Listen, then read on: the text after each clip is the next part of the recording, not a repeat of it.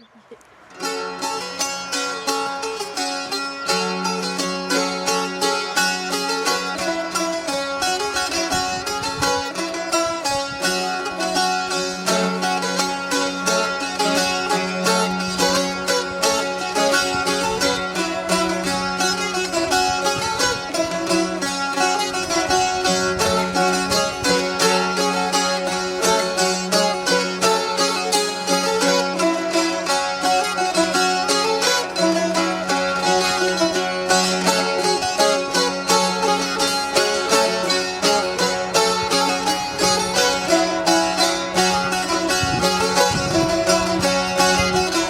tête de Maure, c'est un symbole qui identifie les Corses de par le monde. Et c'est un symbole qui a une origine à la fois ancienne et une origine très complexe, parfois confuse, y compris aujourd'hui, de nos jours. En tout cas, l'explication n'en est pas donnée clairement. Donc c'est un symbole qui remonte à l'époque médiévale et qui prend sa source dans la Reconquista, c'est-à-dire le phénomène d'opposition entre islam et chrétienté, la reconquête, notamment des royaumes ibériques, sur le sud de l'Espagne musulmane. Le Maure symbolisant le royaume musulman, les royaumes musulmans d'Espagne, les califats, plus généralement les musulmans africains, représentés symboliquement, à la fois de par la couleur noire, car de manière approximative, on savait que les gens, plus on allait en Afrique, plus ils étaient noirs, et à la fois par opposition aux blancs de la chrétienté.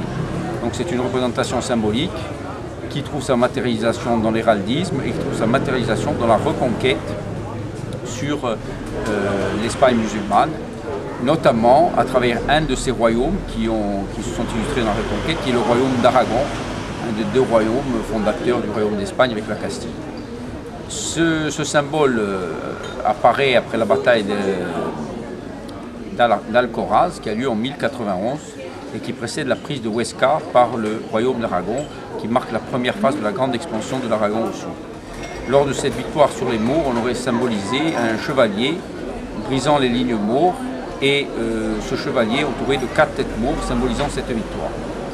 Ce chevalier symbolisé par Saint Georges est représenté dans diverses villes d'Espagne, notamment de la région de l'Aragon, avec ou sans les 4 têtes de maures représentées indistinctement, soit comme des têtes de maures, soit comme des rois. La partie importante qu'il y a aujourd'hui, pour ce qui concerne la Corse, c'est que depuis une dizaine d'années maintenant, enfin depuis le milieu des années 2000, on a trouvé en Belgique la représentation de la tête de Maure datant du XIVe siècle dans un armorial flamand, l'armorial de Gued, daté approximativement de 1370. Et donc jusqu'à cette époque, on datait la première tête de Maure des géographes qui apparaissait à la fin du XVIe siècle. Donc aujourd'hui, on sait qu'au XIVe siècle, en Flandre, on représente la Corse par la tête de Maure telle que nous la connaissons aujourd'hui. Et c'est aussi important parce que ce n'est pas les 4 têtes de Maure, mais la tête de Maure individualisée avec le bandeau sur le front, le tortil qui en héraldique est un symbole royal. Donc cela nous ramène au phénomène de la Reconquista. Cela nous ramène à la fois au fait que la Corse fut possession aragonaise à partir de 1297, également au phénomène qui a eu lieu au Moyen-Âge de la reconquête de la Méditerranée, plus généralement, sur les Maures. Et ce phénomène se caractérise par notamment la reconquête en Espagne, mais également dans les îles de Méditerranée. En Espagne, il est symbolisé dans diverses... ce qui n'est pas encore les drapeaux, mais ce qui va représenter les diverses contrées d'Espagne, par la tête de Maure ou par un symbole de reconquête ou de résistance. C'est très caractéristique des royaumes et des provinces ibériques dont les symboles fondateurs remontent soit à la poussée arabo-musulmane du 8e siècle, comme pour le comté de Barcelone, soit à la reconquête. Ce symbole donc passe en Corse et en Sardaigne, sans doute parce qu'elles ont été possession aragonaise, mais également parce qu'elles aussi connaissent une épopée de reconquête qui fonde à un moment donné certaines entités en Corse. Cette épopée légendaire ou semi-légendaire est représentée par Ugo Colonne, narrée par Giovanni Lagos à travers Ugo Colonne, et il y a vraisemblablement un lien entre les deux, entre le choix du symbole, l'appartenance à l'Aragon et cette épopée qui trouve sa matérialisation également dans un légendaire très important, aussi bien dans les traditions que dans les, que dans les chansons, que dans les danses, la mauresque, etc. Tout cela va se retrouver à la fois, je dirais, dans le légendaire corse, dans le légendaire de village, dans le légendaire de tradition, mais également dans l'histoire, puisqu'il y a effectivement un phénomène semblable en Méditerranée. Et surtout, cette épopée de la Reconquête donne naissance, à travers la mythologie du Gaucolone et la Rigobenessere, aux principales familles féodales insulaires. Et elle est reconnue comme fondatrice de la nation par les textes du XVIIIe siècle. Alors là où on revient à la tête de Maure, c'est que la tête de Maure ne représente pas la Corse au XVe, XVIe siècle. On la retrouve dans les régiments corses et sardes des guerres d'Italie.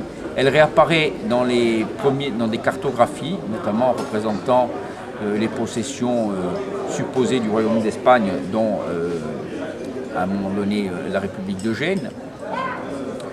Puis de manière répétée, avec le bandeau plus ou moins sur le front ou sur les yeux. Mais c'est au XVIIIe siècle que le choix s'effectue au moment des révolutions de Corse, au moment où il y a où la nation corse cesse d'être un concept empirique, mais un concept qui vise une pérennité, qui vise à représenter quelque chose d'une collectivité et non plus seulement quelques lignages féodaux. Et cette tête de Maure apparaît donc dès le début des révolutions. Elle n'est pas choisie comme emblème, mais elle est choisie par le roi Théodore, qui la reprend comme symbole de la Corse avec le concept d'une chaîne, la symbolisation d'une chaîne brisée à côté.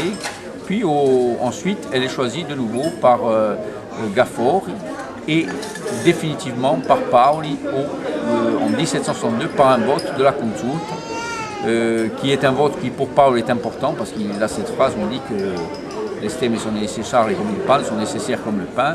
Donc c'est quelque chose de fondamental. C'est là où il faut s'opposer une explication du hasard. La tête de Maure n'est pas un hasard en Corse. La tête de Maure est le fruit d'un cheminement historique qui représente la nation corse dans son historicité.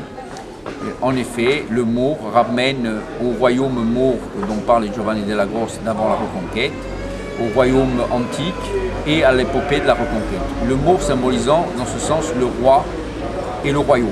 C'est ainsi qu'il est figuré dans l'écu, et d'ailleurs Paul avait fait édifier un trône. Donc c'est ce concept que vraisemblablement Paul a voulu choisir. Alors on n'a pas de texte explicatif de son choix, mais on a par exemple l'explication de Bossuet qui ramène l'explication de la tête de Maure, notamment à l'existence du royaume maure. Et il est vraisemblablement ce qui a guidé le choix de ceux qui ont fait, qui étaient à la Consul de 1762, et le choix de Paul, puisqu'il s'y est vraisemblablement impliqué. On ne peut pas dire que la tête de Maure est un choix de hasard, un choix de substitution. La tête de Maure est un choix destiné à représenter une entité collective, la nation corse dans l'histoire. La nation corse dans l'histoire, c'est le royaume corse. C'est une nation au sens médiéval du terme qui peu à peu évolue et trouve son accomplissement au XVIIIe siècle. Donc on voit qu'on passe du concept médiéval au concept moderne de nation, mais que le drapeau, pour ce qui est du cas de la Corse, comme c'est pour le cas d'autres nations comme l'Angleterre ou autres, reste un drapeau qui tire ses symboles du Moyen-Âge, alors que d'autres drapeaux ont des origines plus modernes, comme le drapeau français, le drapeau italien, puisqu'ils sont issus des révolutions du XVIIIe. La particularité, c'est précisément que ces révolutions ont amené le choix d'un symbole qui représente l'histoire de la Corse bien avant sa réalisation moderne.